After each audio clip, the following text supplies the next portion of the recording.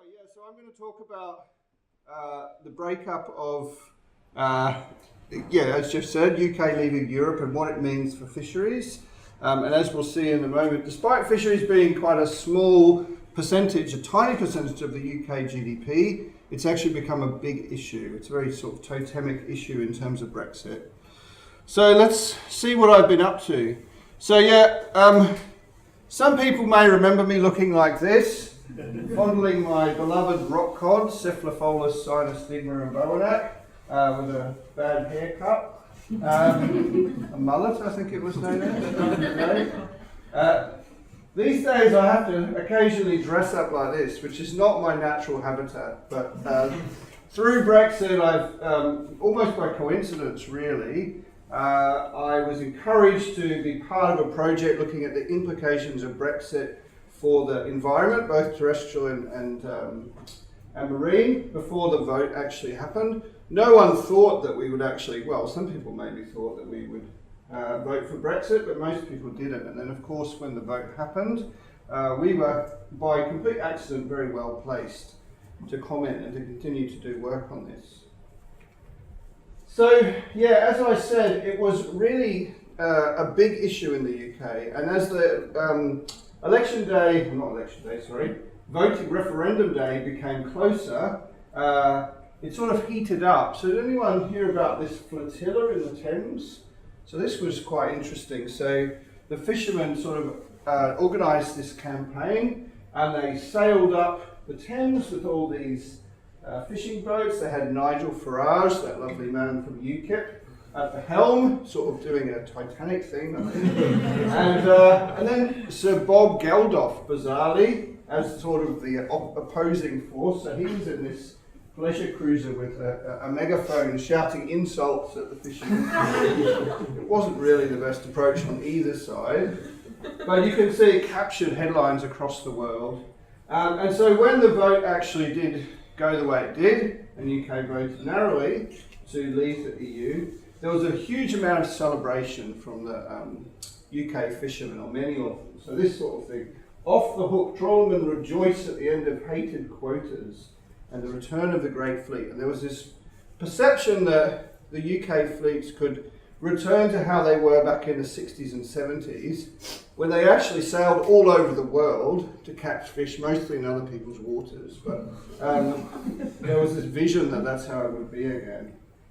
And it is fair to say the Common Fisheries Policy, which is the cornerstone of European fisheries management, has not been entirely sort of welcomed, and it's not entirely worked very well either. So for certainly the first 2 decades since it came in the early 80s, it had a history of failure in terms of both biological and economic sustainability. So I would argue a lot of that is because the science was ignored. Quotas were routinely set about 30% above the scientific advice. So that's basically just like spending 30% more money than you're earning. It's never going to work out. And so, of course, they spent the capital, and all the fish stocks were crashing around the EU, and it was heavily criticised by fishers and scientists, NGOs, myself included. You can probably find some quotes of me slagging off the Common Fisheries Policy online somewhere. In some ways, the fishing industry, at least many of them, thought this would be a great thing. We wouldn't have to be part of what Europe tells us to do anymore. We could just do our own thing and Britain would be great again. And we know for sure that the UK won't be bound by the Common Fisheries Policy after Brexit, but it might end up being bound by something very similar. So this is the ironic thing. Just after all this sort of failure, it was actually just coming good. So there were a couple of reviews, one in 2002 and one in 2013, that were really starting to work. So quotas started being set much closer to scientific advice. So this is the scientific advice, the arrow down here. And back in the early 2000s, 33% average above what they were advised. And nowadays it's still above, but it's down around sort of 6 or 7 on average. So most fisheries are following the advice. if you look at this, it's a bit hard to see this, but don't worry about the detail. This is the Mediterranean over here, lots of red. The Mediterranean is a disaster area in terms of fisheries management and stock status. But off the sort of northeast of Europe and around the UK, there's lots of green and yellow and amber. So basically that means stocks are either sustainable or they're improving and they're on their way back. So this is through those reviews. There's been a huge sort of turnaround in fisheries management. And there's this commitment through the EU to have all stocks at maximum sustainable yield by 2020. So again, that's not very far away and they're heading in the right direction. Probably won't quite make it, but definitely doing the right thing. Another big problem in Europe is discarding of fish. So because of the rules, and again, this is sort of a failure of the policy, they were having to sometimes throw away half of the fish they were catching, which is just nonsensical. But, you know, if you only had so much quota, or if the fish were undersized, or maybe, and in some cases they weren't as valuable, so they were keeping, you know, only the most valuable species and throwing the others away, which is illegal, but it was going on. So there was this big problem of discarding as well going on, which caused all sorts of problems, least of all for the sort of stock assessments, because you didn't know what the mortality was. So this is the ironic thing. When the vote for Brexit was being done, it actually turned out the UK had the most profitable fishery in the EU. And this is despite the fact that the sort of narrative was that it was a disaster and Europe was causing all these problems. Actually, we had the best fishery around. And so, yeah, when the vote actually happened, people started to sort of go, oh, this is not going to be quite as simple as we hoped it would. So these are a few headlines.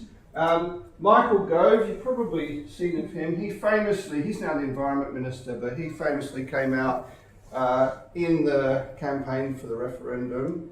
He's what's called a Brexit-a, so he's a big proponent of leaving Europe. And he said, people have had enough of experts. We don't need to listen to science anymore. Just go with your, you know, gut feeling, basically. And now he's in charge of the environment. So there you go. He's actually doing a surprisingly good job. It shows how fickle politicians are. But so the environmentalists started to worry about the implications for the environment. So law needed to limit Brexit's effect because a lot of European laws actually were instrumental in improving everything from water quality to fisheries. And the seafood processors started to get worried because actually most of the fish that's caught in the UK is exported to Europe, between 70 and 80%. So they didn't really think about that when they were voting and how it might threaten their sort of key markets. And, you know, this is a couple of months afterwards. UK fishermen may not actually win back their waters after all. So the realisation started to sort of dawn on people that it wasn't going to be so straightforward. In amongst all of this, the government actually did start to listen to scientists, and there was a number of inquiries. So there was one at the House of Lords that I was lucky enough to be invited to speak at, and then another one through Parliament as well that I was involved in. And they came up with this vision, which actually is really good. It's easy to come up with nice visions, I think. Harder to carry them out. But basically it recognises that the UK very much and the EU is very much sort of interlinked. They rely on sharing stocks and management and trade, and so they have to work out a mutually beneficial deal. So we want to ensure a sustainable, profitable seafood sector, cleaner, healthier, more productive marine environment. I mean, who wouldn't vote for that? It's great, but how do we do it? That's the real challenge. So what we decided to do, in amongst all of this, was try to get together people from all sorts of different sectors. It's fair to say that during the campaign, the large trawlers really were heavily represented, and a lot of the small boats didn't have much of a voice. The seafood industry, so the processing and exporting industry, really didn't make much noise. Environmentalists struggled to be heard, so we organised a series of workshops, both in York, where I'm based, and also in London, and we tried to gather together all the sort of priorities, if you like, of these different stakeholders, and also what they saw as the way forward. And it was interesting because it produced a much more sort of complex picture, if you like, than this simple, like, we're going to claim back all our waters and everything's going to be great. So here's the different sort of groups of stakeholders: commercial fisheries, seafood processors, etc. The good thing was, across the board, everybody said they wanted sustainable fisheries. Now that probably means different things to different people, but it's a good sort of base to aim for. And also, likewise, most people wanted strong governance, well-enforced management. So that was positive. But if we look at some other things, so for example, here's the perspectives of the commercial fisheries that are not really shared by the other groups. So their sort of focus, if you like, is a better deal for commercial inshore fisheries, exclusive zone within 12 miles of the coast, so no other nationalities are allowed to fish there, full control of the whole UK EEZ, and more quotas as well. So that was, not surprisingly, their focus. But if you look at things like the seafood processors down here, their focus is on access to zero tariff imports and also export markets, and importantly, continued access to EU labour. Because about half of the people who work in the processing side are actually from the EU, not from the UK. So there's all this stuff that no one really thought about that's quite important. So just moving on then to what we can actually do. One of the things as an Australian I love to tell people when I give talks in the UK is that European fisheries management is probably the most complicated in the world. And the reason for this is because the UK is so close to all the other countries. So this is just the North Sea, and you've got 7 other countries around it. And so of course the fish are like moving between these different territorial waters all the time. Sometimes they're being born, they're spawning in one area, they might grow up and move offshore into a different country.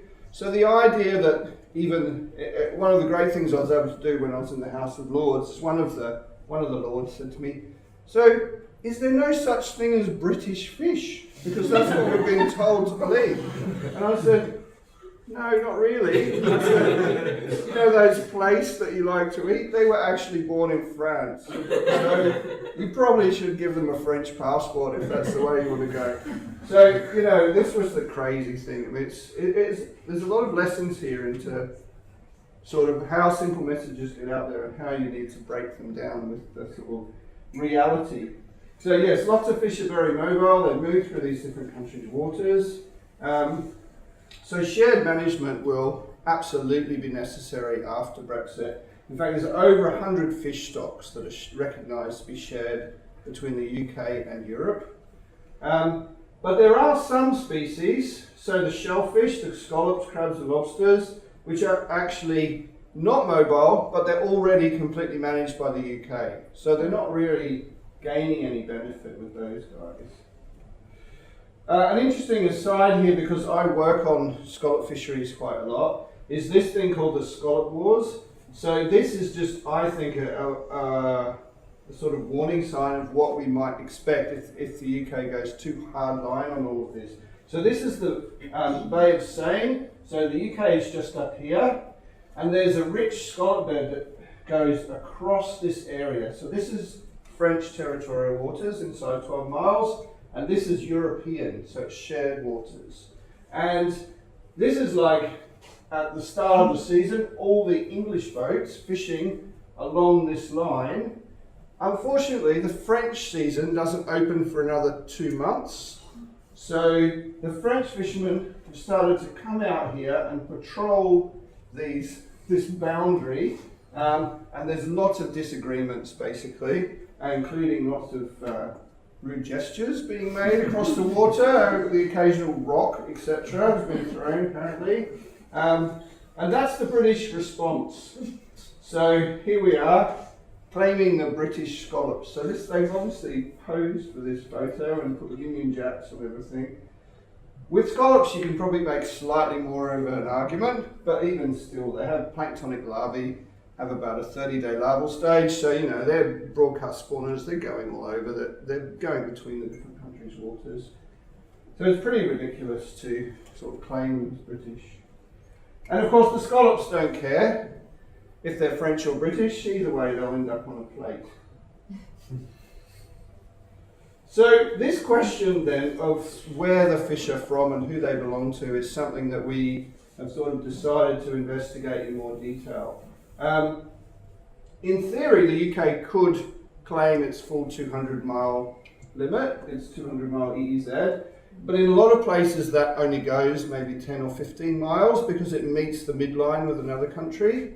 And we also know that that although there is this sort of shared management needed, there is actually probably, it's fair to say, a disproportionate amount of European boats fishing in UK waters. And some guys have worked out that actually about 58% of the catch in the UK waters is taken by non-UK EU vessels, if that makes sense. So, you know, French and Spanish, etc. So there is a bit of a mismatch. The UK also fishes in European waters, but it's about 20%. So it's not quite even. However, this has been going on for centuries. And the lawyers are rubbing their hands together at this prospect because, you know, you can look at stuff from the Magna Carta probably and try and work out who should be allowed to fish. So yeah, this is a painting from the 1700s of Dutch naval ships guarding their herring fleet to stop the English chasing them away. So this is not a new conflict, and let's hope it doesn't come to that. Probably more importantly is not just that the UK boats fish in EU waters, but of course that they trade very heavily with the EU. So, you know, as an example here, £1 billion worth of seafood was exported to the EU in 2014, double the amount that's exported to all other countries. And so there's this saying in the UK that we export the fish we catch and we import the fish we eat. So UK is very conservative in terms of the fish they eat. They just focus on cod, haddock, prawns, salmon and tuna. Those big five account for about 80% of what's eaten. So one of the ways that this was originally worked out was this concept of, and how to share management, was this concept of relative stability. So this was done in 1983, and it was really just based on where people were fishing in the previous 5 years. So it wasn't necessarily based on biology or where the fish were. It was just like, okay, you know, the Dutch like to fish for herring in the North Sea, so we'll give them lots of the herring quota. The UK like to fish for cod and haddock in the southern North Sea, so we'll give them more of that. So don't worry about the details. These are all different stocks, and the red sort of shows the share of UK quota and the blue of EU. And so you can see, for example, I think this one's haddock, or maybe mackerel, actually mackerel. So the UK's got most of the mackerel quota, but actually very little of, say, other species here. So it was really based on sort of maintaining status quo, but of course this happened back in the 80s and things have changed a lot since then. So it's long overdue for update, and one of the big reasons for this is climate change. And so this in itself is an example of mackerel. So these are a different mackerel to what not quite the lovely Spanish mackerel you get here, but a very important fishery in Europe, the most valuable in the UK. And they're moving north with climate change, so they're moving outside of the sort of Norwegian and UK waters here, up more in towards the Arctic. So this has already caused the mackerel wars. So you would have to call something wars if there's any sort of dispute. And this is meant to be a shared stock, but for example, the Faroes and Iceland a few years ago said, look, there's all these mackerel in our waters, we should be allowed to catch much more than what we've been advised. And Europe said, no, we've worked it all out. And so Iceland and Faroes said, we don't care, we're going to catch more anyway. And then you end up with the fish stock being overfished. And in this case, this was certified by the Marine Stewardship Council. so they lost their eco-label as a result of that. They've now worked it all out and got it back, but it sort of shows what can happen if you don't share the management. And so the funny thing is, again, this could be sorted out without the UK leaving Europe. It actually could be negotiated within Europe, but that wasn't sort of seen as the way forward. And so the question is where to go now. So what the UK wants to do is base the share of quotas on what's called zonal attachment. So this is basically where the fish live. So you're looking at fish abundance and distribution. And there's a lot of enthusiasm, at least among UK industry and government, to do this. Not so much from the Europeans, who want to maintain everything as it is. But this is how Norway work out their share, because Norway is not part of the EU. So even though it's nearby, it's not part of the EU. So unfortunately, the research hadn't really been done to work out where the fish were, so where they're actually living as opposed to where they're caught. And so this is something that we decided to investigate. And you need a good long-term data set because, of course, fish stocks move every year differently depending to environmental conditions. So we got access to this, what's called the International Bottom Trawl Survey data, which has been going in some form or other since the 60s. And basically what we did was we looked at catch per unit effort from these research trawls, and we took a 5-year average here and mapped it out spatially. So, this is for cod in the North Sea, and, as you might expect, the red areas are where there's high density. And you can see how it varies quite dramatically. The UK waters are here, and then obviously this is France. I don't know, that's, who knows where that is, Germany, etc. France down there, Norway up the top. And you can look at where the fish are distributed versus what share of the quota we currently have, and whether there's an imbalance. So we did this just for some key stocks around the UK. This one is anglerfish or monkfish, so this is another very valuable species. And again, you can see how patchy the spatial distribution is in different areas. I mean, this shows like the UK EEZ is this little wedge up the bottom here, so it's really quite complicated. But again, don't worry about all the numbers, but we sort of looked at the percentage in different areas and how it matched up. And this is how it panned out, and some people weren't entirely happy with this, because if the split of quotas has been done well, the red bars, which is the proportion of quota being given to the UK, should match the blue bars, which is the proportion being given to what's actually in the waters, in the UK waters. And you can see for most of those stocks, it actually matches pretty well. So there's a couple of exceptions. This one is hake, which is a type of gadoid, and then the anglerfish down here. So this is off the southwest of the UK. And so there's definitely some imbalances in some key stocks, but our sort of main message was that actually in most cases, it's pretty good. And so what I'm trying to convince the government at the moment is that, just focus on these key stocks where there's differences, and there's not really any sort of need to get yourself tied up in knots trying to get an extra 3% of, haddock quota or whatever it is, because people are just going to argue and you're going to waste time and probably not get anywhere. And so we also have a situation where there's certain species like horse mackerel and sprats and things like this, which other countries use for industrial fisheries. So the UK is not really set up to deal with those. So again, I sort of advise that, let them keep doing what they're doing. Those are not high value fisheries, and try and take this more strategic but also, tactical approach and more complementary approach to what each other is sort of interested in. It gets a little bit more complicated because what we did was map where the fish are as adults, basically. Well, I think most of them are about 2 years old or older. The next step, if you like, is to look at where they actually spawn. This is what I was saying about these French Plaice. And again, don't really worry about the details here, but these are 4 different species: cod, haddock, whiting, and plaice. And this is the distribution of larvae at different ages. So you can see, for example, the haddock, these red areas here, is mostly around the northern UK. But other things like the plaice down here, it's mostly off the coast of France.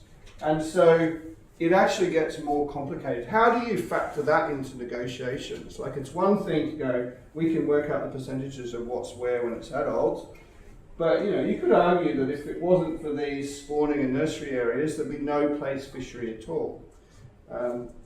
The English take this different approach. Don't need to mention that. Not really, I just made that up. But yeah, this is where it gets political, basically. So this is our friend Michael Gove again. You've really got to you can't put a scientific figure on that, I don't think. You've got to come down to just values and what's important to what country, and put all the arguments in the mix and try and work it out. So moving on then, so this is another element of the reform of fisheries after Brexit that we've looked into. So I've been quite negative about Brexit, but the reality is that it is happening. We can't really avoid it. And so what myself and my colleagues are trying to do is say, okay, let's try and make the most of this opportunity. We actually have a chance to reform UK fisheries management, almost not from scratch, but in a way that's rarely possible in any country, because it's such a radical change. And one of the big issues is, and I'm sure this sort of thing happens in Australia as well, is the disparity between the large vessels and the small inshore boats. And this is an opportunity to really change what's going on here. So at the moment, the quota for fish, which is things like cod and haddock and plaice, etc., mackerel, is 95% of that quota is held by large vessels above 10 metres in length. This particular vessel has 25% of all the English quota for all fish. So one boat has 25% of all the English quota. More than that, it's actually Dutch owned. So that's quite controversial. And these little boats, this is kind of the small end of the scale, but anything under 10 metres has almost no quota. It's a bit of an accident of management back in the 90s. They basically thought we don't really need to worry about the small boats. They don't catch very much, so we don't really need to manage them very heavily. But as things evolved, they worked out they did. But all the quota was given away to the big boats, and it was not meant to be a sort of private right to fish became one. So it basically became monetized, and people started selling it and trading in it. And so there was no way for these small boats to get access to fish anymore. And so what they had to do was find other things to catch. So small boats, less than 10 metres, mostly catch shellfish. So they catch lobsters and crabs, cuttlefish, a few fish that are not managed by the quota system. But it's really changed the dynamic, and what it means is actually these small boats, which are the ones that provide most of the employment, so they're providing about 75% of the jobs in the UK in the fishing industry, but they're also closely connected to coastal communities. So and there's a lot of history in them. Some families have been doing this for hundreds of years. And so I actually think these are the guys that we should be helping out the most. But as things stand, they're getting a really rough deal. Most of them are barely making a living, whereas these large vessels are the ones that are responsible for the UK being the most profitable fishery in Europe. These are the ones who are making all the money. So it's not great as things stand. And then the final reason really for supporting the small boats is because they tend to have a lower environmental impact. Not just because of their size, but because of the gear they use. So they tend to use traps and pots or static gill nets and things like this that don't disturb the wider ecosystem so much. So we've been looking into these small vessels and what they do. So this sort of reinforces a bit of what I've been telling you. So the small boats are the ones in the dark bars, and then the light grey is the proportion of the larger vessels. So you can see, like here, using hooks, it's mostly the small boats. Again, fixed nets, it's very much the small boats, whereas things like demersal trawl, it's about 75% larger vessels. And then we see the same sort of thing over here as well, like beam trawl being predominantly used. This is for that bass and this is for sole. Beam trawl being predominantly used. You can barely even see the proportion of small boats that use beam trawls. And again, much more focused on drift nets and seines and things like this, so that don't have such an effect on the wider ecosystem. The other thing though, in terms of the inshore fisheries, and I'm a bit out of date with Australia, although I did go to a talk last year that sort of made me think there's still a similar situation in Australia, that you have some fisheries which are very well understood and well managed, but a lot of smaller fisheries which are not. And this is very much the case in the UK. So what this shows, these are all different species, fishery species around the UK. And basically what it shows is whether or not they're in a position to be certified by the Marine Stewardship Council as sustainable.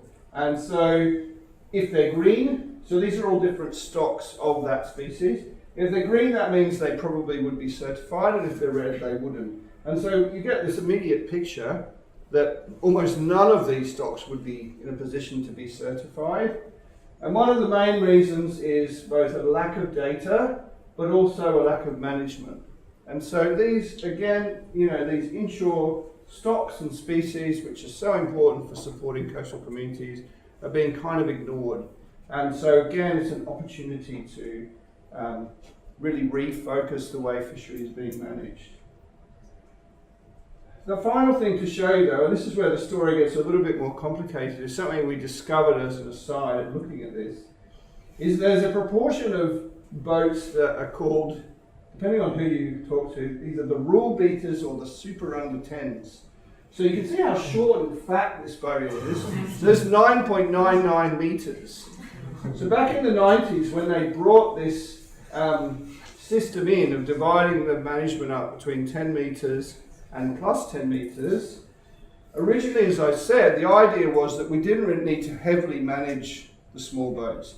And in fact, didn't even really need to record what they were catching. It was considered to be pretty insignificant. And so suddenly, lots of people either sold their bigger boats and had new ones built, like this, these little short fat ones, or in some cases they chopped the ends off their boats. And so what you can see, when you look at the size distribution of fishing boats in England, this is 9.9 metres. So there's this huge spike. So bizarrely though, because rules have subsequently come in, that's actually not an advantage anymore. Like you actually, as I said, the management has sort of turned full circle and made it more restrictive for the small boats. But they're kind of stuck.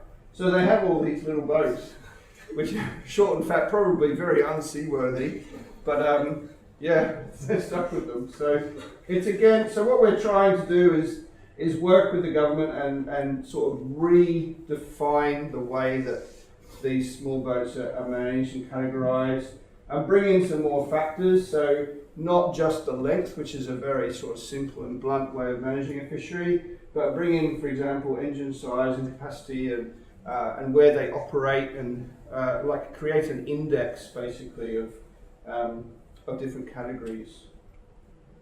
So just a couple of other things to cover. How are we going for time? All right. So moving on to trade. So I said that trade was really important to look after because the UK imports so much fish to the EU. And this is not just fish, this is everything that the UK does. We're so closely intertwined with the EU. And so this is the Prime Minister saying, we need to make an agreement that allows for the freest possible trade in goods and services with the EU, which is what she's still trying to negotiate and not getting any closer to. However, I want to be clear, what I'm proposing, it cannot mean membership of the single market.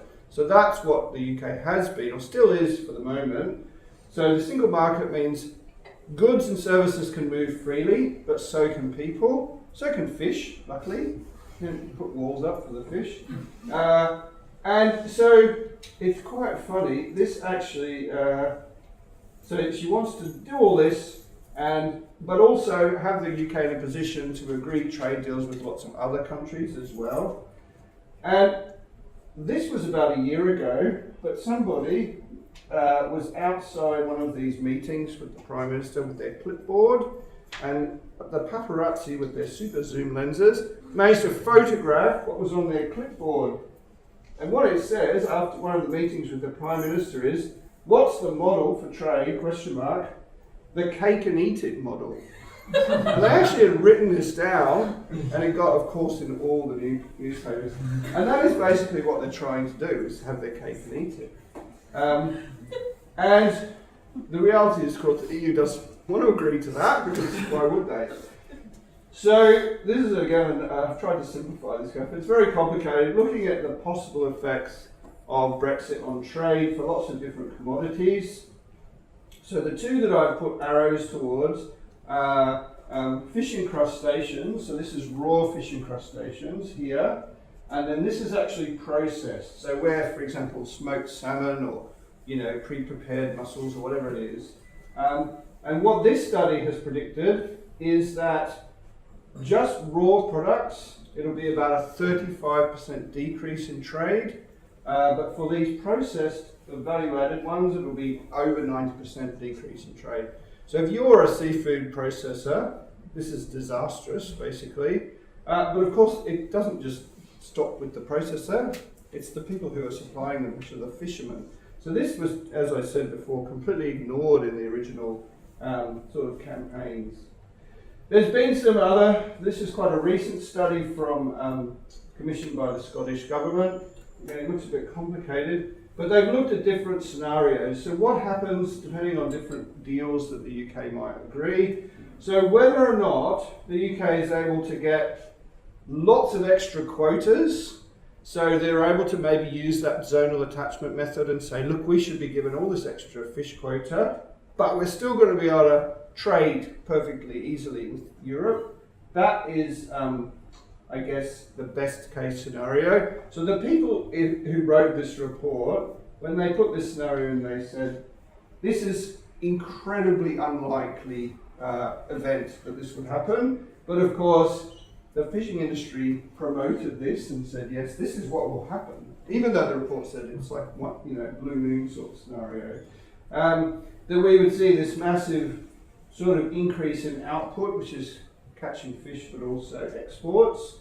The alternative, which is probably more likely, but maybe at the other end of the spectrum, is if they don't do a trade deal and they might be allowed to catch more fish, but actually their trade will be so restricted through both tariffs and what are called non-tariff barriers. So this is where the product is held up at the border because of health checks, paperwork checks, which the seafood is not good because a lot of seafood is exported alive. So you want to get it to the continent very quick. And if it sits on the dock in Calais for a week, it's just all gone off.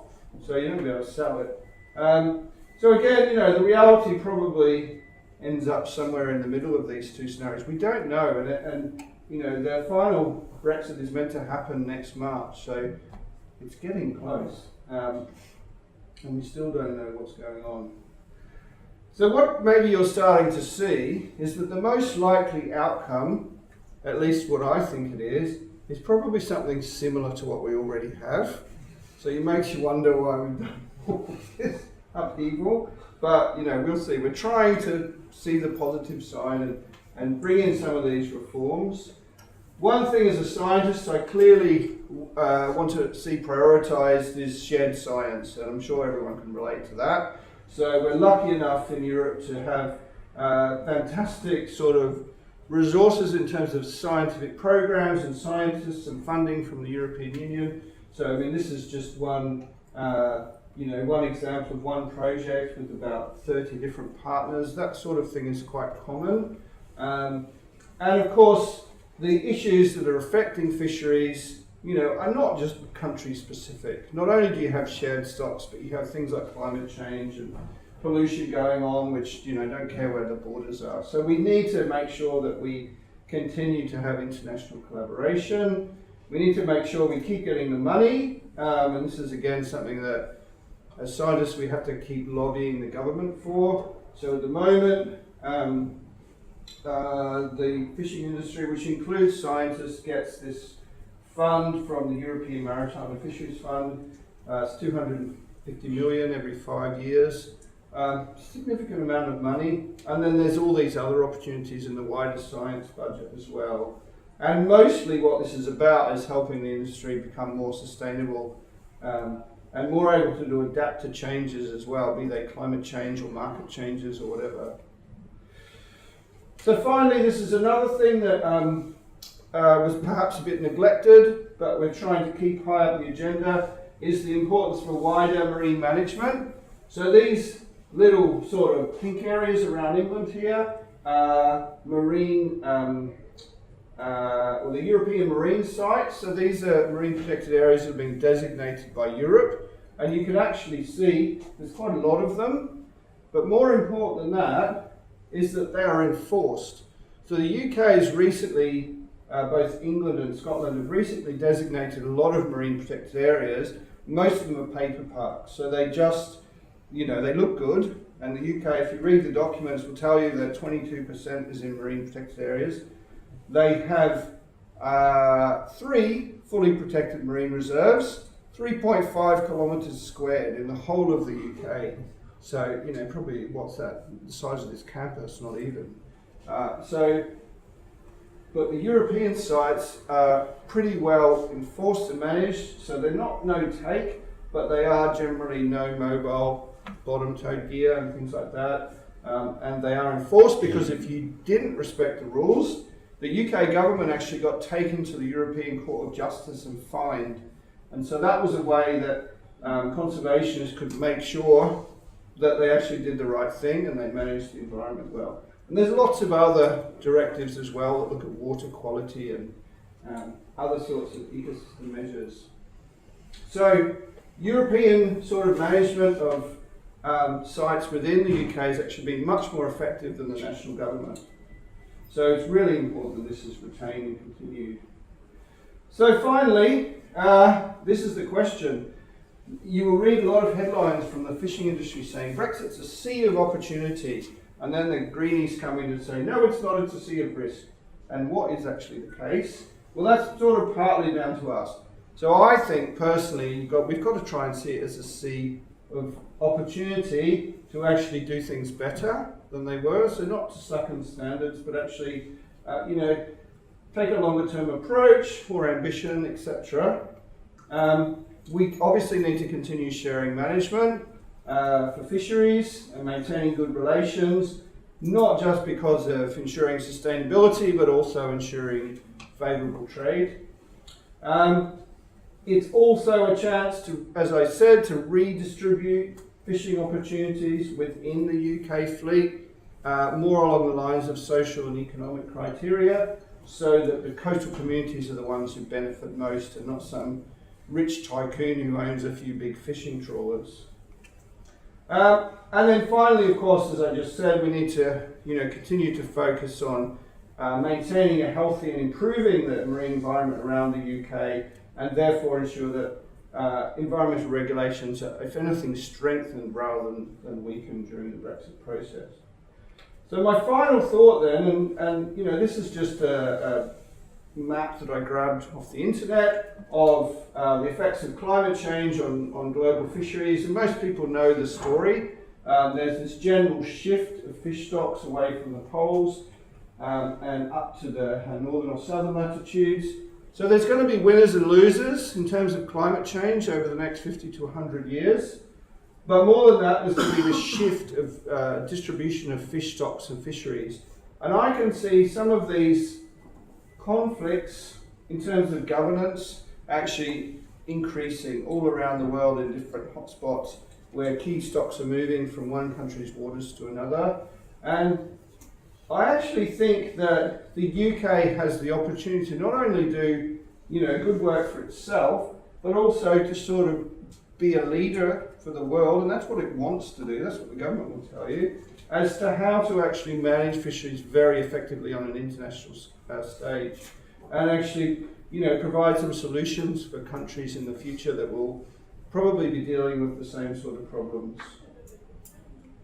So that's all. Thanks. Lots of people have helped me with this work, as is always the case. So some of my colleagues from the University of York, also these guys from the New Economics Foundation and various other. These guys are lawyers. They're always handy to have on side. Give me free legal advice. And of course all the stakeholders and other people who've come to our workshops and shared their opinions. And I'll just finish with my little poem, just a thought for today to take away. Thank you very much.